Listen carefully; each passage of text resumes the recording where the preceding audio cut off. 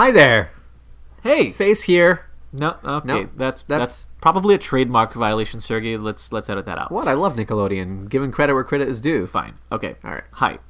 You're listening to The Mentors. This is Vadim. And Sergey. And today we decided to rebroadcast an old episode called How to Get the Attention of Important People, because we think this is incredibly timely right now when we do have a little bit more bandwidth. We can spend the time to build out relationships with people, since many of us are sitting at home isolated from the rest of the world. People are hungry for more interaction because you never know what opportunities it may lead to.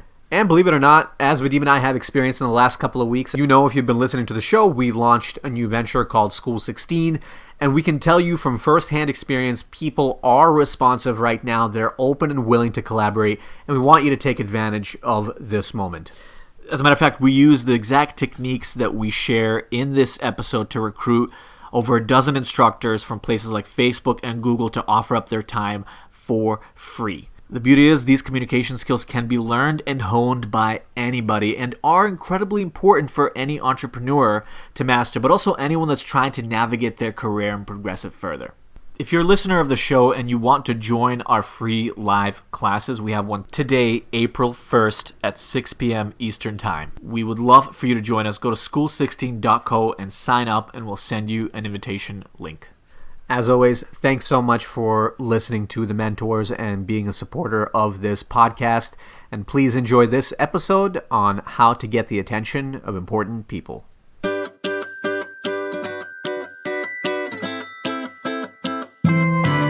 The Mentors. If you listen, you'll have fun. Hope you're not the only one. The Mentors. Please subscribe and be our friend. We will love you to the end. The Mentors. The Mentors. The Mentors.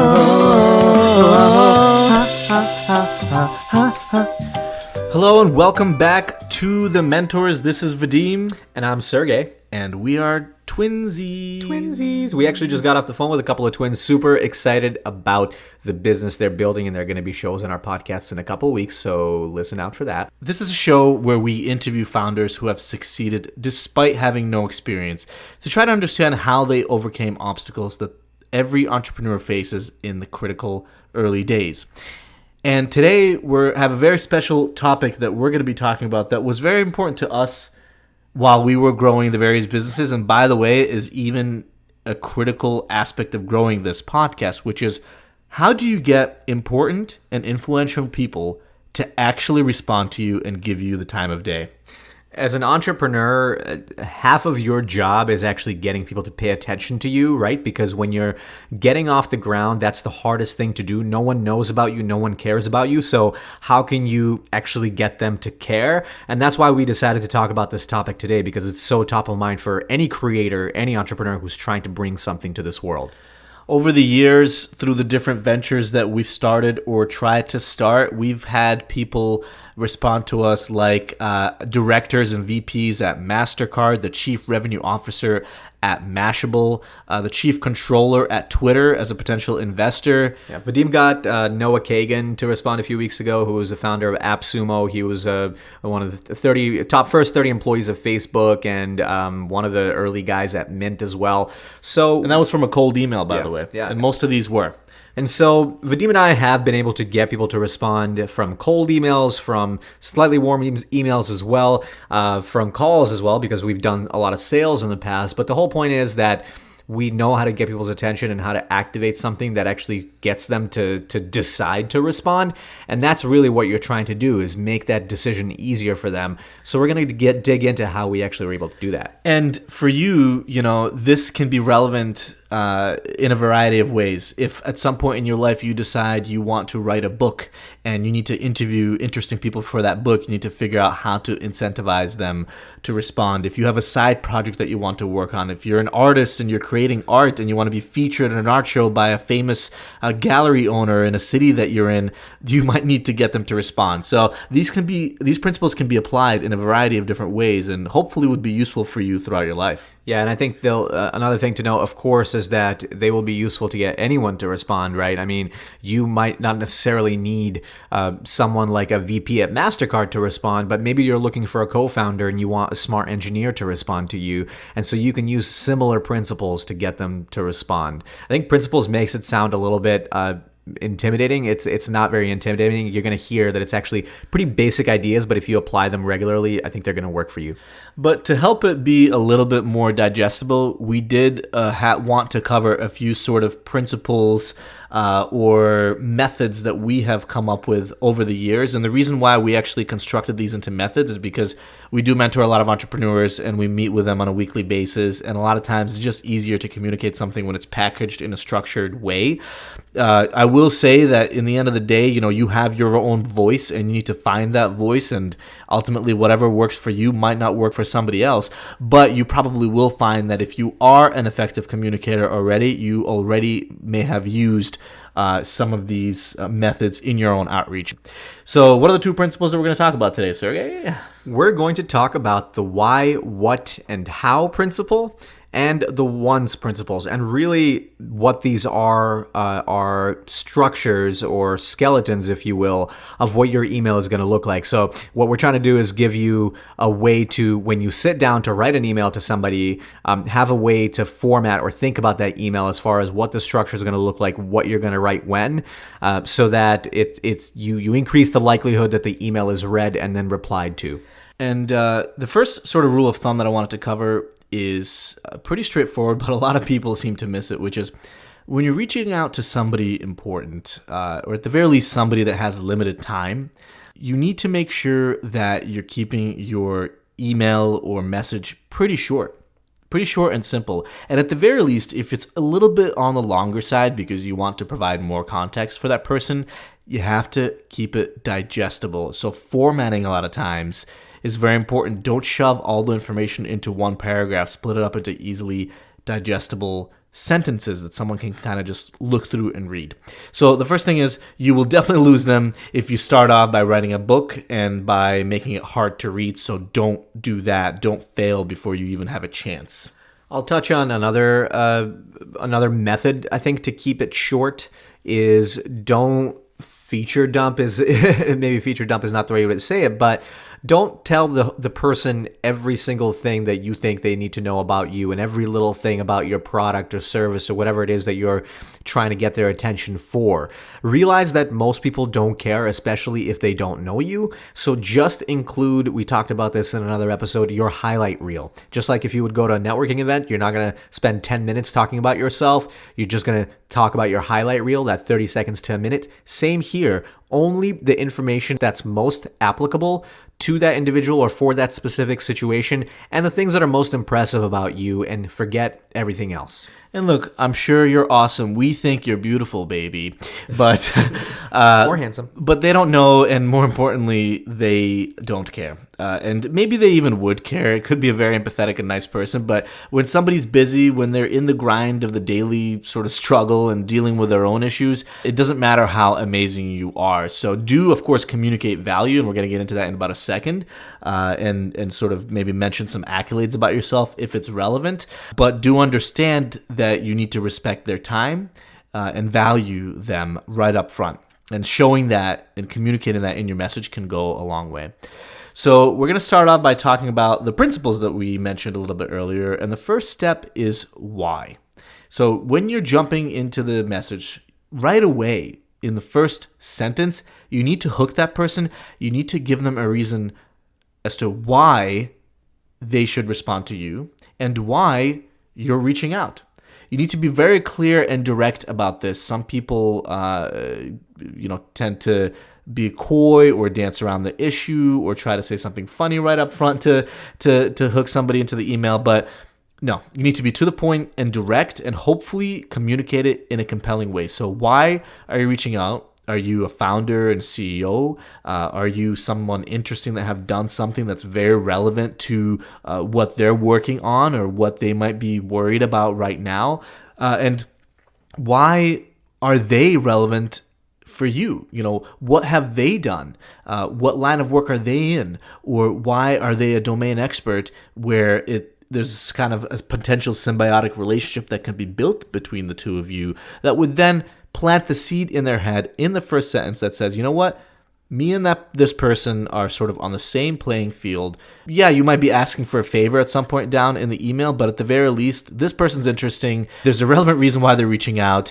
And okay, let me continue reading this email. Right, exactly. You're trying to get their attention by right in the few opening lines, but you also, I think one of the biggest values of saying the why is you're removing their need to do the work for you to figure it out, right? They shouldn't have to read an entire email to realize why you're reaching out to them or who it is that you are. You should take care of that right in the beginning.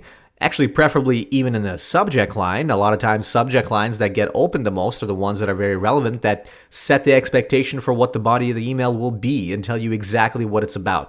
So get to the why very quickly, and usually it's a good way to get somebody's attention. So how does the once principle fit into this why principle, Sergey? Well, so I think that the opening line or the opening statement should really just be one sentence. And the once principle is all about how to keep things short. So when you're describing the why, try to keep it to one sentence. Again, also what happens is if it's one sentence and then there's a break, it is easier to consume and it doesn't make somebody feel like a lot of work. Whereas if you had three sentences, a paragraph right in the first opener, they may not even get through the whole paragraph because they'll just look at it, their eyes will glaze over, and they'll move on to the next email of the day. So get that why out right in one sentence. Exactly. So tell them a little bit about yourself and tie it to how it's relevant for them and why you're reaching out and why they should respond. And, it does take a certain art to be able to do that in only one line that could be potentially broken up by a comma, but we'll give you specific examples later for how we were able to accomplish that. The next thing that you should be thinking about is the what. In other words, what the hell am I doing emailing this person? No. But you have to convey the ask, right? What are you trying to get from this person? The last thing you want to do, again, is annoy them with your email. And a lot of salespeople, unfortunately, make this mistake where they'll write a whole book before they even get into what they're trying to accomplish or what they're trying to get from this person. So don't dance around their issue. Again, be polite and respectful, but do make sure to cover right away what it is you're trying to accomplish by reaching out to them. And the way the one principle applies here is...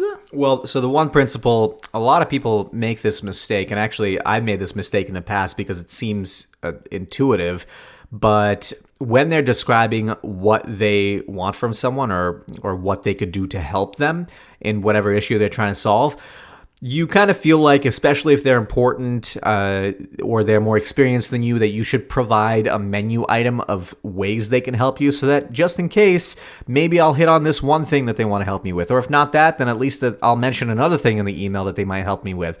But guess what? That forces people to have something called decision paralysis. If they don't know how to help you, again, they will be less likely to act on the email. So just choose the one way that they can help you, or the one what. What is it that you're reaching out to them about so that they can actually decide right then while they're reading that email whether they're going to help you or not. And typically that will elicit some sort of response versus if you say every different way they can help you under the sun, they just won't even bother to think of how they can help you because, again, you don't want them to do the work for you. You want to do the work for them. So make sure that you cover what you want, but also make sure that you only ask them for one thing. You're actually making it easier for them by removing the need for them to make a decision. The next thing and the last thing that you should be doing is what we call the how. In other words, how'd you get up all that in them jeans, girl? No, but the how. So you're already at the end of the email. Again, we don't want to go too long here if we're reaching out to somebody important. Hopefully we hooked them. Now we gave them the what. But now, how can they actually act on what it is that you're asking for them? So give them a very easy way to act on your ask. And so, for example, you need to be very, very specific on what you're asking for, obviously, but also how they can follow up. So instead of saying, do you have some time to chat in the next few weeks? That's very, very broad. And while that might be effective for some people, you want to be as specific as possible. So how can they reach out? How can they follow up with you? do you have some time for a 15-minute phone call this week or this Friday at 1 p.m.? Look at what Vadim, or listen to what Vadim actually just did there.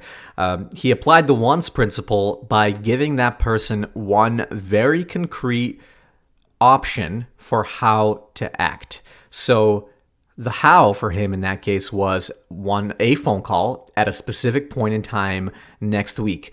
That way the person can go on their calendar right away and know whether they'll tell you, yes, I'm free, or no, here's another time. So again, you're doing the work for them. You're making it much easier by giving them one option. If you offered to speak on the phone or meet in person or meet for 20 minutes or have a call in the morning or the afternoon, again, then you're forcing them to do the work of deciding what method of connecting with you is the most effective or should be done.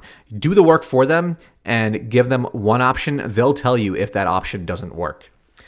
Now, when you're doing this kind of outreach, you want to be targeted, but also have volume. So it's a little bit counterintuitive and might even be contradictory, but you need to reach out to more than one person. And so you need to make a list of very relevant people for whatever it is you're trying to accomplish.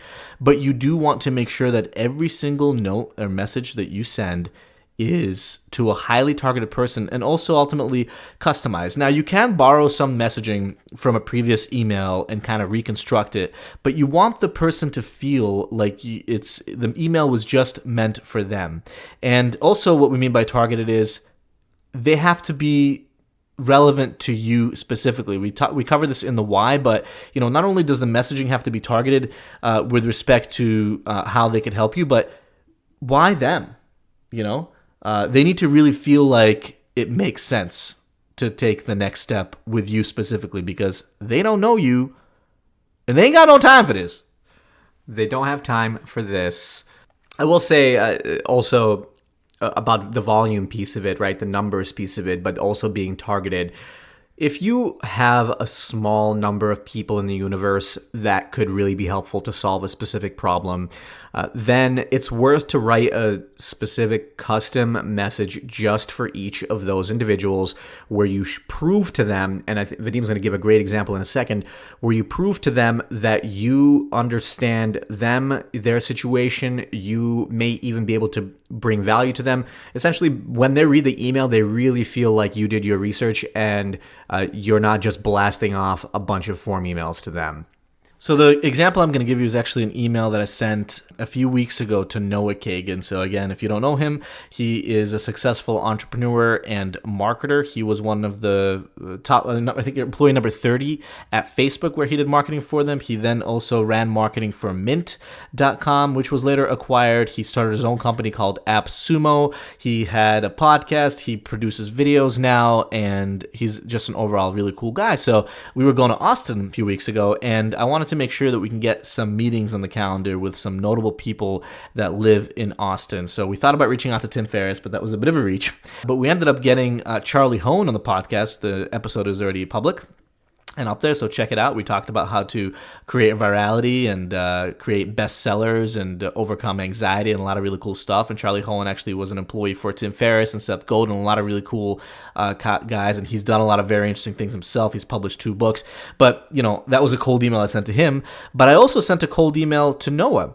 And that got a response. Now, we haven't had him on the podcast yet, but we're building a relationship, and hopefully we will sometime in the future. But the first step of that email was a relevant subject. So if you don't have a relevant subject or give them a reason through the subject line to respond, you've already lost them, and it won't matter how amazing and well-crafted your email actually is.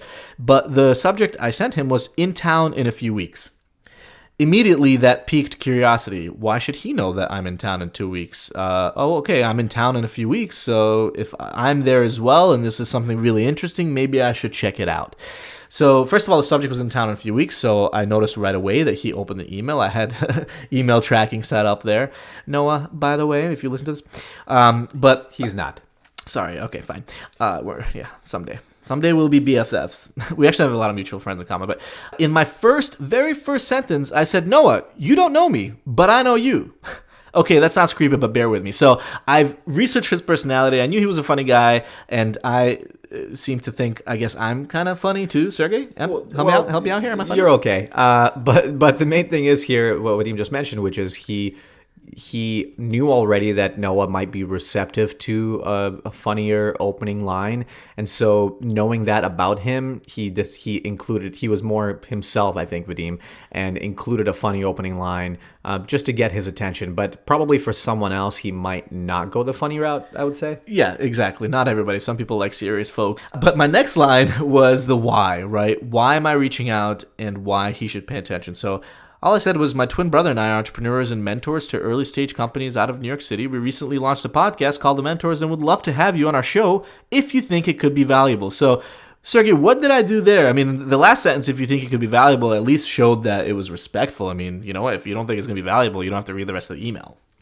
Well, I think you did that. You also somewhat put us on. You stroked his ego a little bit. You said we'd love to have you on our show, but you also kind of put us on a similar playing field because he could see that we're hosts of a podcast. We know that he also has a podcast or had at least a podcast, and so at least there's a bit of a reason for him to continue reading. Right? You're trying to build trust as you go along through this email.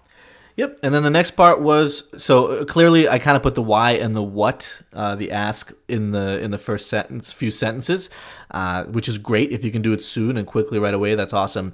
But the other thing I want to do is sort of add a little bit of value. So having done some research, again, I was sending a highly targeted email here.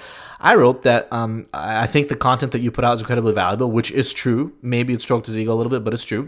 And I want to help you create some video assets, as it seems like this will be your focus moving forward in place of your podcast. So I recently found out that he is no longer working on his podcast. He's focusing more on video. So I thought, well, you know what? At the very least, yes, he's going to throw us a bone by being on our podcast, a relatively new podcast, but also he'll get some video assets out of it that are completely free that he'll be able to use himself. So again, I did research and I gave him an extra reason to respond. At the very least, showed him that I cared enough to give him value right off the bat, even though he didn't know me. And then the last thing that I did, of course, is the one ask, the how. How can we sort of move forward from here? And again, I did this right away. If you happen to be available, we're going to be in Austin this month from Thursday through Saturday and can meet you anytime. Now, we did mention earlier that that be as specific as possible, but I figured if I can at least give him a little bit of concentration on the calendar there, that it's going to be from Thursday to Saturday, then he'll have a few days to pick from his calendar. So I think that was a pretty good way to end the email as well. Yeah, I think that it works. And at the end of the day, the email accomplished part of what you wanted it to accomplish, which is it got him to respond. He happened to be out of town those days, but he actually even gave Vadim a taco place recommendation, which is super nice. It wasn't warranted even, and he wanted to be nice though. He wanted to add value. Yeah, he responded the same night within a few hours, which was really nice, especially because it was a cold email. And he said, "Thanks, man. I'm out of town those days, but eat at Taco Deli, right?" So I unfortunately didn't have a chance to go to Taco Deli, but next time we will. And if you're in Austin, I guess eat there. Noah says so. Noah says so, and he's a taco fiend. So that was a great example of sending a very targeted email to one specific individual where you've done a ton of research. But I'll give you another quick story about where we were a little bit more broad, where we knew it was a little bit of a numbers game. When Vadim and I were starting our business, we actually had been working on it I'd been working on it full-time for almost a year. Vadim had been full-time for a few months. And we were getting really burnt out just because we were working out of our home office all day, every day. And we knew we needed a change. And we were also looking for an investment at that time. So we wanted to get out there and be among startups. So we decided, hey, we're in New York City. There's tons of companies in New York. Somebody must have a free desk or two. I mean, we only need 2 desks. There's just 2 of us. Someone must have room for us where they'll give us free space or maybe discounted space. So we built a list of 200 startups in New York City, and we decided to reach out to them to see if they have free space. Now, how do we make it a little bit more targeted? Well, first of all, we only reached out to CEOs and founders because we knew that they would be the most likely to be empathetic about our problem, right? If I reached out to a VP of HR about a desk space, they don't really care. But a founder might care because they know what it's like to not be able to afford to pay for office space. And then we also looked at size of company. We knew that if we reached out to a 2-person company or 5-person company, they wouldn't be able to help. But we built a list of companies that have raised some money, which means that they probably have money to pay for office space. They're hiring more people, so they may have free space available. And we ended up getting more than half reply to us. Of course, most of them said no, but a few said, reach out in a couple of months. We may have something available. And then one person reached out, said, hey guys, I might have something. Give me a call and I'm available in the next couple hours. And luckily we called him immediately because you got to strike while the iron is hot. And it turned out that he was a founder and actually also an angel investor who had sort of a co-working space of sorts where he just had a few companies that he knew of that were with him in the space. And he asked us to meet him in his office the next day to see if we could work something out. And what did we work out with him? It ended up being pretty cool. Yeah, it ended up being awesome. So it turned out that he was actually very interested in talking to early stage entrepreneurs because he's an investor. And he said, okay, I'll tell you what. Why don't you guys work in my office? And while you're working here, I'll let you work completely rent-free. But in exchange, I'll evaluate you throughout the several months or however long you need to be here as a potential investment opportunity. And if you end up starting to raise money, you let me be the first money in, and then you can just pay me back rent after you raise your first round of about $250,000. Sounded like a great deal for us, very low risk, and we were building a relationship with an investor and also working with a entrepreneur that already had a few successful exits. It was a no-brainer, and the next day we were working out of his office. Yeah, we ended up working out of that office for, I believe, about a year, right in Astor Place, Cooper Union, actually next to where Techstars used to have their office. And it was awesome, and we actually, it helped us grow our business because we weren't doing it out of our apartment anymore, and we were meeting people and we were being productive because we saw how much all the other founders hustled right next to us. So that's another way that we were able to get people to respond, by being a little bit creative, but also making sure that they had a reason to respond to us, right? I mean, we use similar tactics that Vadim mentioned in his other email, which is building a little bit of credibility and trust. We told them that we're founders. We told them what it is that we're actually creating. We actually even offered, in exchange for the free office space, to provide free sales training to their employees. No one took us up on it, but it's nice when you offer somebody value instead of just asking for something. So keep that in mind too when you're reaching out cold. Try to offer value, be direct and to the point, show some credibility, show respect, and you'll have a much higher chance of getting responses. The one other thing I wanted to talk about, though, is, what happens if you're emailing these important people and they don't respond? Does that mean they don't like you? Does that mean you suck? Yeah, probably. You stink. You kind of suck, buddy. No, you're probably awesome. But the thing is... Love ya. Love ya. But they're busy. And they have other things to worry about. And there's probably other awesome people in their life. And so if you want to get integrated, what do you have to do? Well... you gots to follow up. You got to follow up. Now, I have a 3 strikes you're out policy. Some people follow up a lot more times, but I figured, you know what? I need to email them at least 3 times until I really know that they're not interested. And, some people kind of take the approach of ask for forgiveness and they just continue to barrage. One of those words. English not good. And not good. Actually, I will say that email about the office space, we did follow up, but we didn't get 50% response rate right away. Right. It took 3 follow-ups or 2 follow-ups after the original email to get to that response rate. So some people say email the person until you get a no. That could work, and you know what? Maybe you should do that if it's a life or death situation for your business and you're trying to accomplish something. That's what go-getters and hustlers do. Typically, I say, though, be respectful and don't do that, especially if you don't have to. But following up can be very important, and that's actually how we got an amazing mentor, Ali Riaz, while we were working on Tacit, our old startup. And this gentleman, he was running a 500-person startup at the time. He had experience working in Europe, managing a 30,000-person company.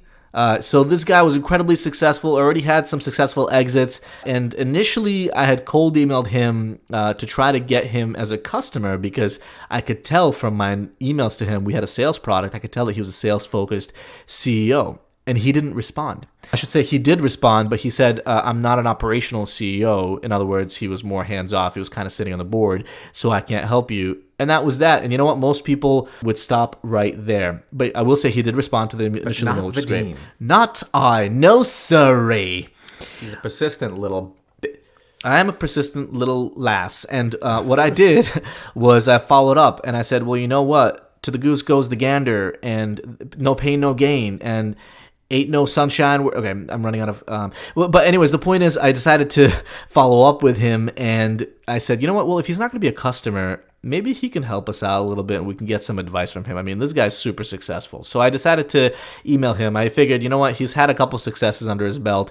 Maybe he wants to give back and work with early stage entrepreneurs. And so I emailed him and I said, hey, Ali, we are actually originally from Boston. We were in New York at the time and he was in Boston. And we're always looking for people that have already experienced success to help us out and help think through things and kind of become smarter entrepreneurs. Well, I think what the words Vadim actually used is, we're also always open to talking to really relevant advisors. And an advisor at a company is actually a very specific role that a CEO would understand and may actually want to take on. So saying the word advisor and the fact that we're looking for advisors, I think probably made him listen. Again, it was a very specific ask. And he did respond right away. And he said, are you in Boston? And so... a lot of advisors and mentors and investors and stuff like that, they like to be locally very close to the entrepreneurs they work with. And we were in New York and I said, no, unfortunately, we're not in Boston, but we're from there and we're there almost every month. So I figured maybe that'll be fine because we go to Boston all the time. And he didn't respond.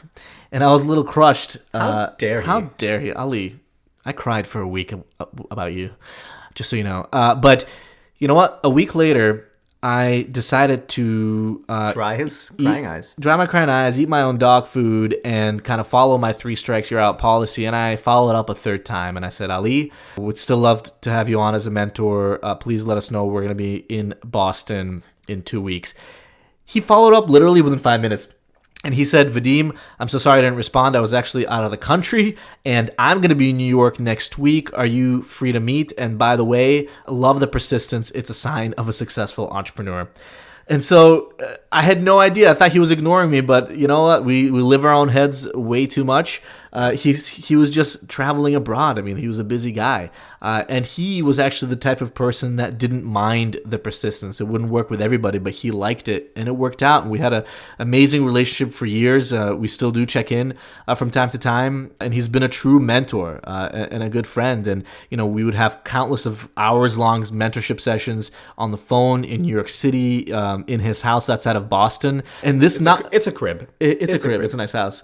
Props. And none of this would have happened if A, I didn't send the initial cold email, and B, if I decided not to follow up because I came up with excuses in my own head. Yeah, get out of your own way. That's actually one thing that sales really teaches you, which is why we always recommend for anyone to at least try a sales role, is that a lot of times you stand in your own way when you don't ask for something or when you don't follow up. You make up excuses for why that person is not responding or what might be going through their head or the fact that they don't like you or don't care about you. That's all constructed in your head. That's fear kicking in and making excuses for yourself. And so just get rid of that. Try to avoid that, or try to at least ignore it and push through anyway and follow up. So we challenge you today, after listening to this podcast, if you've been thinking about an idea, or you're already an entrepreneur, or you're a creator, whatever it is, you want to build relationships and you want to reach out to important people and get traction with them, make a list of at least 2 or 3. Hell, start with 1. Just start with 1 person that you want to reach and spend the time, invest an hour if you need to. I mean, we have literally spent sometimes over an hour crafting the perfect email, but it is important to put a lot of time and thought into it because those are the types of emails that get opened. Those are the types of emails that actually get responded to. And not just emails, again, any kind of messaging that you might want to do, but you do have to be meticulous about this stuff. You do have to spend the time. And if you in the past have just kind of been spraying and praying and wondering why doesn't it work, well, here are your answers. We've given you the toolkit. do it today and email us at vadim@thementors.co or sergey@thementors.co. Tell us how you did. And you know what? We're happy to give you feedback on your email copy as well. And if we don't respond, it's because we're too important. Exactly. We got stuff to do. Yeah, we got better things to do than respond to your little old email. No, but we probably will because that inbox needs some love. Yeah, and you know what? We love working with early stage entrepreneurs, and if it looks like you're hustling, and you know what? If you do a good job and give us a reason to respond, we will. But even if you fail miserably and your email isn't very good, we'll still respond. I actually respond to cold emails from salespeople all the time saying, "Hey, here's what you could have done better," because I feel like, you know what? They're still trying. They're just doing their job, but why not help them improve so that the next person they get an email from can benefit from this? Yeah, when the seller becomes the sellee, then sales is selling. All right. So you know what? We actually just made a list of a bunch of producers that we want to reach out to do some live shows. So we're going to get cracking at that. A crack and a whip. A crack and lack and a dack. It's 9:39 p.m. on a Monday. Get at it. Get to it. Jocko Willnick, like he says it. Yeah. Get after it. That's just, we're done with this episode. Thank you. See y'all.